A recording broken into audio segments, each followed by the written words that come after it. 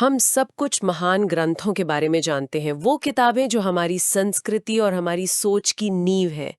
लेकिन सोचिए, अगर हमें ये पता चले कि इनमें से कई कालजयी रचनाओं, वेद, पुराण, यहाँ तक कि दुनिया के सबसे बड़ी महाकाव्य के पीछे एक ही व्यक्ति का हाथ था। ये विचार ही मतलब अपने आप में अविश्वसनीय लगता है। आज की हमारी गहन चर्चा इसी एक व्यक्ति के इर्द गिर्द है। आज जो हमारा स्रोत है वो गुरुदेव आश्रम का एक दस्तावेज है, और इसके आधार पर हम बात करने वाले हैं कृष्ण द्वैपायन की। एक ऐसा नाम जो शायद ज्यादातर लोगों ने नहीं सुना होगा, लेकिन दुनिया उन्हें एक दूसरे नाम से बेहतर जानती है, व्यास या वेद व्यास। इस चर्चा का मकसद सिर्फ ये जानना नहीं है कि व्यास कौन थे, बल्कि ये समझना है कि एक अकेला व्यक्ति ज्ञान के इतने विशाल सागर को कैसे व्यवस्थित कर सकता था।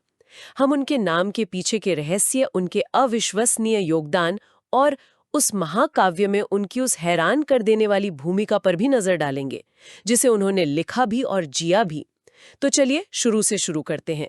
उनका मूल नाम कृष्ण द्वैपायन। ये सुनने में ही बहुत काव्यात्मक और रहस्यमयी लगता है। स्रोत बताता है कि इस नाम में ही उनकी पूरी पहचान छुपी है। जी बिल्कुल। और ये कोई सिर्फ सुंदर लगने वाला नाम नहीं है, बल्कि बहुत ही शाब्दिक है। नाम का हर हिस्सा उनके जीवन की एक सच्चाई बताता है। कृष्ण क्योंकि उनका रंग सांवला था, और द्वैपायन का अर्थ है द्वीप पर जन्मा। उनका जन्म यमुना नदी के एक द्वीप पर हुआ था, इसलिए उन्हें द्वैपायन कहा गया। अच्छा, तो ये उनके जन्म और रूप से जुड़ा नाम हुआ। जी उनके माता पिता के बारे में भी जिक्र है स्रोत में, ऋषि पराशर और सत्यवती, जो एक मछुआरिन थीं। लेकिन जिस नाम से दुनिया उन्हें जानती है, वेद व्यास, वो उनके काम से जुड़ा है ना? आपने बिल्कुल सही पकड़ा। व्यास दरअसल उनका नाम नहीं बल्कि एक उपाधि है, एक पदवी। इसका शाब्दिक अर्थ है संकलक या व्यवस्थित करने वाला। आज की भाषा में समझे तो वो एक तरह से एडिटर इन चीफ जैसा पद था। ये उपाधि उन्हें उस महान कार्य के बाद मिली जिसने भारतीय ज्ञान परंपरा की दिशा ही बदल दी। वेदों को व्यवस्थित करना, जहेदों को व्यवस्थित करना। स्रोत कहता है कि उन्होंने वेदों का संकलन किया। ये बात सुनने में जितनी सीधी लगती है उतनी है नहीं। जब हम संकलन कहते हैं तो इसका ठीक ठीक मतलब क्या है? क्या उन्होंने वेद लिखे थे? ये समझना बहुत जरूरी है। अक्सर लोग इसी में भ्रमित हो जाते हैं। उन्होंने वेदों को लिखा नहीं, क्योंकि देखिए, पारंपरिक मान्यता ये है कि वेद अपौरुषीय हैं, मतलब किसी पुरुष या व्यक्ति द्वारा रचे हुए नहीं हैं। वो ज्ञान का एक अखंड भंडार थे, जो श्रुति परंपरा, सुनकर याद रखने की परंपरा से गुरुओं से शिष्यों तक पहुंचते थे। एक अनंत लाइब्रेरी जिसका कोई कैटलॉग नहीं। बिल्कुल, बस ज्ञान ही ज्ञान है। और समय के साथ उस ज्ञान को उसे याद रखना मुश्किल होता जा रहा होगा। ठीक यही समस्या थी। व्यास ने यह महसूस किया कि आने वाले युग में, मतलब कलयुग में, मनुष्यों की स्मरण शक्ति कम हो जाएगी। इस विशाल अखंड ज्ञान को उसी रूप में बनाए रखना लगभग असंभव हो जाएगा। इसलिए उन्होंने उस ज्ञान को सुलभ बनाने का बीड़ा उठाया। उन्होंने उस एक महाज्ञान राशि को 4 स्पष्ट भागों में बांट दिया। तो वो एक तरह से मानवता की पूरी ज्ञान परंपरा के लिए एक मास्टर लाइब्रेरियन बन गए, जिसने पूरी लाइब्रेरी को व्यवस्थित कर दिया ताकि सही किताब सही इंसान तक पहुंच सके। जी। तो ये 4 भाग कौन से हैं? ये वही 4 वेद हैं जिन्हें हम आज जानते हैं। पहला, ऋग्वेद, जिसमें देवताओं की स्तुति में मंत्र हैं। यह ज्ञान का क्या है। दूसरा, यजुर्वेद, जिसमें यज्ञ की प्रक्रिया हैं। यह ज्ञान का कैसे है। तीसरा, सामवेद, जिसमें उन्हीं मंत्रों का संगीतमय रूप है। यह ज्ञान की कला है। और चौथा, अथर्ववेद, जिसमें रोजमर्रा के जीवन से जुड़ी बातें हैं। यह वर्गीकरण इतना वैज्ञानिक था कि इसने हजारों सालों तक इस ज्ञान को लुप्त होने से बचा लिया। अगर व्यास ने ये नहीं किया होता तो शायद आज हम तक इस ज्ञान का एक छोटा सा अंश ही पहुंच पाता। बिल्कुल, शायद कुछ भी नहीं पहुंचता। ये तो सच में एक ऐसा काम है जिसकी विशालता की हम आज कल्पना भी नहीं कर सकते। वेदों को व्यवस्थित करना ही अपने आप में जीवन भर का काम लगता है। लेकिन स्रोत में एक ऐसा दावा है जो इससे भी ज्यादा चौंकाने वाला है। वो ये कि व्यास सिर्फ महाभारत के लेखक नहीं, बल्कि उसके एक अहम किरदार भी थे। ये कैसे हो सकता है? कोई लेखक अपनी कहानी में कैसे प्रवेश कर सकता है? यहीं पर महाभारत दुनिया के बाकी सभी महाकाव्यों से बिल्कुल अलग हो जाता है। देखिए, ये कोई काल्पनिक कहानी नहीं है जिसे लेखक दूर बैठकर लिख रहा है। व्यास सिर्फ एक कथावाचक नहीं है, वो कथा के स्रोत हैं। एक मान्यता के अनुसार तो कहानी इतनी विशाल थी कि उन्हें इसे लिखवाने के लिए भगवान गणेश की सहायता लेनी पड़ी। और कहानी में उनकी भूमिका? मैंने स्रोत में एक बात पढ़ी और मुझे यकीन नहीं हुआ। उसमें लिखा है कि व्यास कहानी के मुख्य किरदारों के दादा थे। इसका क्या मतलब है? यही कहानी एक बहुत ही नाटकीय मोड़ लेती है। कथा के अनुसार हस्तिनापुर के राजा विचित्रवीर्य, जो व्यास के सौतेले भाई थे, उनकी बिना किसी संतान की मृत्यु हो जाती है, तो कुरु वंश पर विलुप्त होने का खतरा मंडराने लगता है। तब राजमाता सत्यवती, जो व्यास की भी मां थी, वंश को बचाने के लिए व्यास को बुलाती हैं और नियोग की प्राचीन प्रथा का पालन करने के लिए कहती हैं। एक मिनट, नियोग? ये सुनने में तो बहुत अविश्वसनीय है। क्या ये उस समय में एक आम बात थी? नहीं, आम बात तो नहीं थी। ये एक विशेष परिस्थिति में उपयोग की जाने वाली व्यवस्था थी, जिसे धर्मशास्त्रों की स्वीकृति प्राप्त थी, खासकर जब राजवंश को उत्तराधिकारी की जरूरत हो। ये एक बहुत बड़ी जिम्मेदारी थी।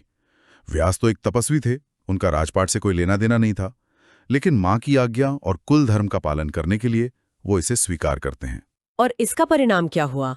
इस प्रथा के जरिए वो राजा विचित्रवीर्य की दो रानियों अंबिका और अंबालिका से संतानों को जन्म देते हैं। रानी अंबिका से धृतराष्ट्र का जन्म हुआ और रानी अंबालिका से पांडु का। रुकिए, धृतराष्ट्र और पांडु, इसका मतलब वो सीधे सीधे कौरवों और पांडवों के जैविक पितामह बन गए। जी हाँ, यानी कहानी के दोनों विरोधी पक्षों के पूर्वज। ये तो पूरी कहानी को ही एक नए नजरिए से देखने पर मजबूर कर देता है। बिल्कुल। और इसी वजह से महाभारत में हमें सिर्फ घटनाओं का ब्यौरा नहीं मिलता, बल्कि किरदारों की मनस्थिति, उनके नैतिक संघर्ष, इनकी गहरी समझ मिलती है। व्यास किसी बाहरी पत्रकार की तरह नहीं लिख रहे थे। वो अपने ही परिवार की त्रासदी को, अपने ही पोतों के बीच के संघर्ष को जी रहे थे और लिख रहे थे। इससे कहानी को एक ऐसी भावनात्मक गहराई मिलती है जो कहीं और मिलना दुर्लभ है। ये तो ऐसा है जैसे कोई इतिहासकार न केवल इतिहास लिखे, बल्कि उस इतिहास को बनाने वाले राजाओं का पिता भी हो। उसका नजरिया कितना अलग होगा। वो सिर्फ ये नहीं बताएगा कि क्या हुआ, बल्कि ये भी समझा पाएगा कि क्यों हुआ। शायद इसीलिए महाभारत को सिर्फ एक कहानी नहीं माना जाता। आपने बिल्कुल सही समझा। श्रोत में महाभारत को 5वां वेद कहा गया है। ये उपाधि उसे इसीलिए दी गई है क्योंकि ये वेदों के गूढ़ दार्शनिक ज्ञान को धर्म, अधर्म, कर्तव्य एक मानवीय कहानी के जरिए समझाता है। और इसी महाकाव्य के हृदय में स्थित है भगवद गीता, जो व्यास की ज्ञान परंपरा का ही सार है। तो अपने ही परिवार की कहानी लिखकर उन्होंने उसे पूरी मानवता के लिए एक नैतिक और आध्यात्मिक ग्रंथ बना दिया। आप सोचेंगी कि इतना सब करने के बाद कोई भी व्यक्ति विश्राम करेगा, लेकिन स्रोत के अनुसार उनका काम अभी खत्म नहीं हुआ था। उसी ज्ञान को कहानियों, मिथकों और रोचक कथाओं के जरिए आम लोगों तक पहुंचाया। तो ये ज्ञान को और भी ज्यादा लोकतांत्रिक बनाने का एक तरीका था। इनमें से कोई पुराण है जो ज्यादा महत्वपूर्ण माना जाता हो? 18 महापुराणों में श्रीमद् भागवतम, जिसे भागवत पुराण भी कहते हैं, उसे सबसे प्रमुख माना जाता है। यह भगवान कृष्ण के जीवन पर केंद्रित है और भारत में भक्ति परंपरा का सबसे महत्वपूर्ण ग्रंथ है। तो वेद, महाभारत और पुराण ये ज्ञान का एक पूरा इकोसिस्टम है जिसे व्यास ने तैयार किया। और स्रोत में एक और ग्रंथ का जिक्र है, वेदांत सूत्र। ये क्या है? अतः वेद ज्ञान का विशाल विस्तार है और पुराण उसका सरल रूप। तो वेदांत सूत्र उस ज्ञान का सोर्स कोड है। ये उपनिषदों की शिक्षाओं का सार है, जो बेहद संक्षिप्त और गूढ़ सूत्रों में लिखा गया है। ये वेदांत दर्शन का मूल ग्रंथ है और स्रोत बताता है कि इस ग्रंथ के संदर्भ में व्यास को बादरायण के नाम से भी जाना जाता है। एक ही व्यक्ति द्वारा इतना विशाल, इतना गहरा और इतना विविध साहित्यिक कार्य, ये वाकई हैरान करने वाला है। आज के समय में उन्हें कैसे याद किया जाता है? क्या कोई विशेष परंपरा है जो सीधे उनसे जुड़ी हो? उनके ज्ञान का सम्मान आज भी बहुत श्रद्धा से किया जाता है। गुरु पूर्णिमा का त्योहार, जो गुरुओं को समर्पित है, उन्हीं के सम्मान में मनाया जाता है। लेकिन उन्हें सिर्फ एक गुरु नहीं, बल्कि आदि गुरु माना जाता है। आदि गुरु क्यों? क्या उनसे पहले गुरु नहीं थे? गुरु तो हमेशा से थे, लेकिन व्यास को आदि गुरु इसलिए कहा जाता है क्योंकि उन्होंने पहली बार ज्ञान को पूरी मानवता के लिए एक व्यवस्थित, एक सिस्टम का रूप दिया। उन्होंने ज्ञान को व्यक्तिगत परंपरा से निकालकर एक ऐसी संरचना में ढाला जिसे आने वाली अनगिनत पीढ़ियां सीख सकती थीं। वो सिर्फ एक शिक्षक नहीं थे, वो शिक्षकों के शिक्षक थे, गुरुओं के गुरु। इसलिए हर गुरु पूर्णिमा पर जब लोग अपने गुरुओं का सम्मान करते हैं तो वे अप्रत्यक्ष रूप से वेदव्यास की उसी महान विरासत का सम्मान कर रहे होते हैं। आज की चर्चा को अगर समेटें तो कृष्ण द्वैपायन व्यास की शख्सियत किसी एक परिभाषा में नहीं बंधती। वो एक महान आयोजक थे जिन्होंने ज्ञान को विलुप्त होने से बचाया। वो एक महाकाव्य के रचयिता थे जो अपनी ही कहानी के एक मुख्य पात्र भी थे, और सबसे बढ़कर वो उस कहानी के किरदारों के जैविक पूर्वज थे। उनका सबसे बड़ा योगदान शायद यही था, जटिल ज्ञान को एक ऐसे रूप में ढालना जिसे आने वाली पीढ़ियां न केवल समझ सकें बल्कि उससे जुड़ भी सकें। उन्होंने ज्ञान को कहानियों, दर्शन में और महाकाव्य में पिरोकर उसे अमर बना दिया। उनका काम एक पुल की तरह है जो प्राचीन मौखिक परंपरा को भविष्य की लिखित पीढ़ियों से जोड़ता है। और श्रोताओं के लिए सोचने के लिए एक अंतिम विचार। स्रोत में व्यास को भगवान विष्णु का साहित्यिक अवतार कहा गया है। एक अवतार जिसका उद्देश्य शस्त्र नहीं बल्कि शब्द थे। तो सोचने वाली बात यह है कि जब हम देखते हैं कि कहानीकार खुद कहानी के इतने भीतर उसके मूल में मौजूद है, तो ये हमें सत्य की प्रकृति के बारे में क्या बताता है? क्या सत्य कोई ऐसी चीज है जिसे हम दूर बैठकर निष्पक्ष रूप से देख सकते हैं, या फिर सत्य को केवल उसका हिस्सा बनकर ही समझा जा सकता है? व्यास का जीवन शायद इसी दूसरे रास्ते की ओर इशारा करता है।